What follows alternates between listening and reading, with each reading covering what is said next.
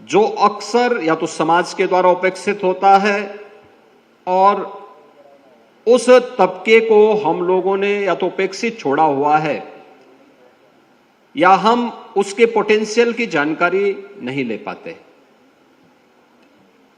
याद रखना, ऊर्जा के दोनों हेतु हैं जिसके बारे में मैं आगे चर्चा करूंगा।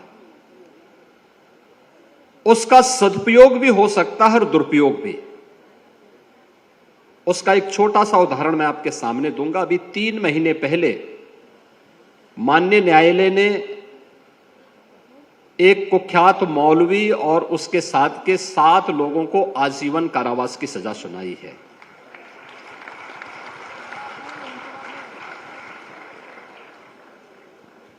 ये इसलिए सजा नहीं हुई कि वो मौलवी था। उसके पीछे एक घटनाक्रम आता है। 2019-20 की घटना है। मेरे पास एक रिपोर्ट आई।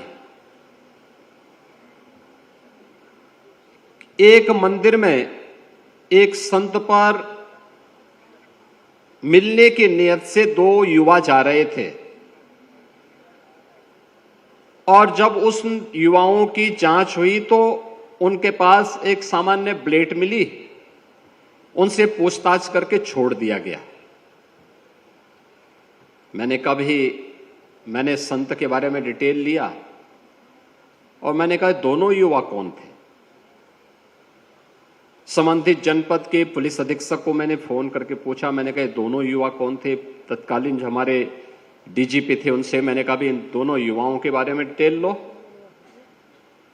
कहा साहब ये दोनों हिंदू युवा थे ऐसा। मैंने कहा भी देखो मैं ये नहीं पूछ रहा हूं, एक मुझे बताओ कि उनके पास मिला क्या। कहा साहब एक ब्लेड था। मैंने कहा कैसा ब्लेड था। कहा वो सर्जिकल ब्लेड होता है। मैंने कहा सर्जिकल ब्लेड ये डॉक्टर इस्तेमाल करते हैं सर्जरी में, बहुत शार्प होता है।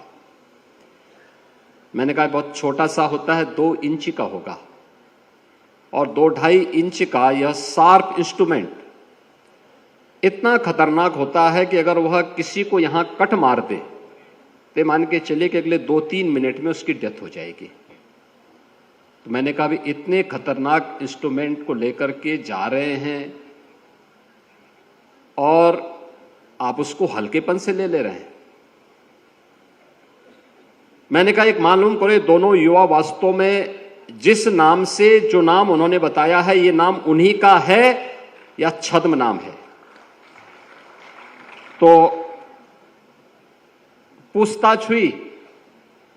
हिंदवी साम्राज्य के संस्थापक छत्रपति शिवाजी महाराज, ये सभी महापुरुष कौन थे। 1857 के प्रथम स्वातंत्र समर की याद करिए। उस वीरांगना को जिसके बारे में कहा गया कि सिंहासन हिल उठे, राजवंशों ने भुगतानी थी, बूढ़े भारत में आई फिर से नई जवानी थी, खूब लड़ी मर्दानी वो तो झांसी वाली रानी थी। महारानी लक्ष्मीबाई 1857 के प्रथम स्वातंत्र समर में जब झांसी की रानी लक्ष्मीबाई अंग्रेजों के खिलाफ देश की स्वाधीनता के लिए लड़ी थी, उम्र थी मात्र 26 वर्ष और वह विजयी हुई थी। अंग्रेज उन्हें परास्त नहीं कर पाए थे।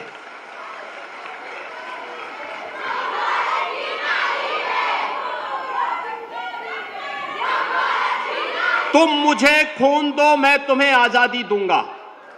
इसका संदेश देने वाले नेताजी सुभाष चंद्र बोस हो या फिर हे इस भारतवर्ष में 100 बार मेरा जन्म हो, कारण सदा ही मृत्यु का देशोपकारक कर्म हो। इसका उद्घोष करने वाले काकोरी ट्रेन एक्शन के महानायक पंडित राम प्रसाद बिस्मिल, ठाकुर रोशन सिंह, अस्फाउल्लाह खां, चंद्रशेखर आजाद, राजेंद्र प्रसाद लाहिड़ी,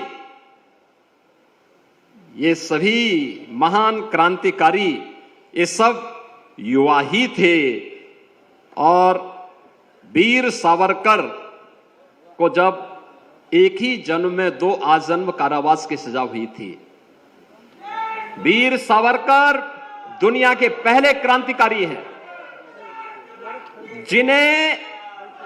जिन्हें एक ही जन्म में 2 आजीवन कारावास की सजा हुई थी। उस समय वीर सावरकर की उम्र मात्र 28 वर्ष थी। और याद करिए गुरु गोविंद सिंह जी महाराज के 4 साहबजादों को, साहबजादा अजीत सिंह, साहबजादा जुझार सिंह, साहबजादा फतेह सिंह, साहबजादा जोरावर सिंह। क्या उम्र थी? 7 साल, 9 साल, 11 साल, 14 साल।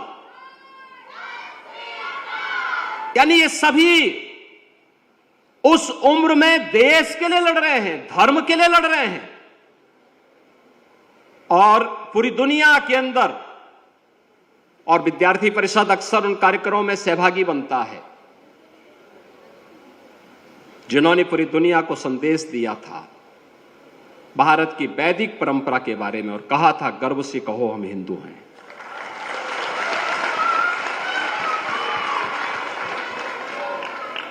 स्वामी विवेकानंद मात्र 39 वर्ष की आयु जिए थे, मात्र 39 वर्ष की आयु। उनके बारे में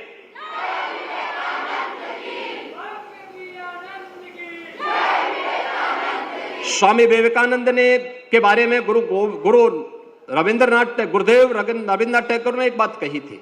उन्होंने कहा था कि अगर भारत को समझना है तो स्वामी विवेकानंद को पढ़ो।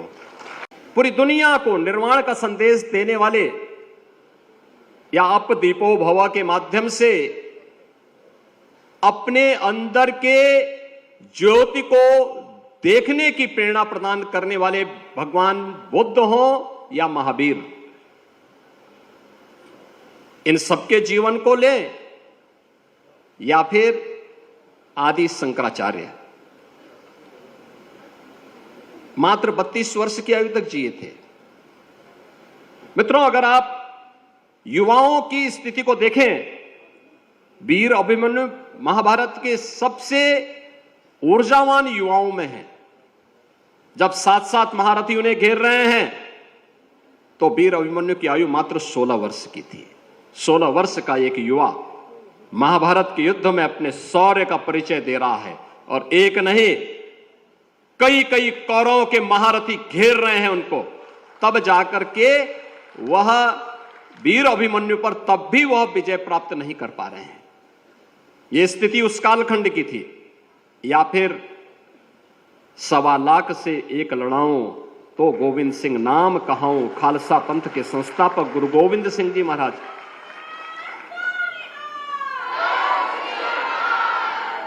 जो हट राखे धर्म को तिह राखे करतार का उद्घोष करने वाले महाराणा प्रताप। याद करिए, 27 वर्ष की उम्र में हल्दी घाटी का पहला युद्ध महाराणा प्रताप ने लड़ा था, मात्र 22,000 सैनिकों के साथ।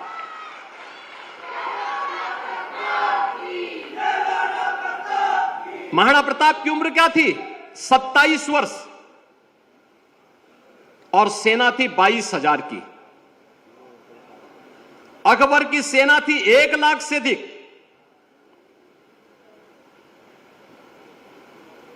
और लगातार 30 वर्ष तक महाराणा प्रताप इस युद्ध को लड़ते रहे, और अंततः अपने सारे दुर्ग और किलों को उन्होंने अकबर से वापस लेकर के उस समय भारत के स्वाभिमान और सम्मान की, स्वदेश और स्वाभिमान का क्या परिचय होना चाहिए, यह उन्होंने करके दिखाया था।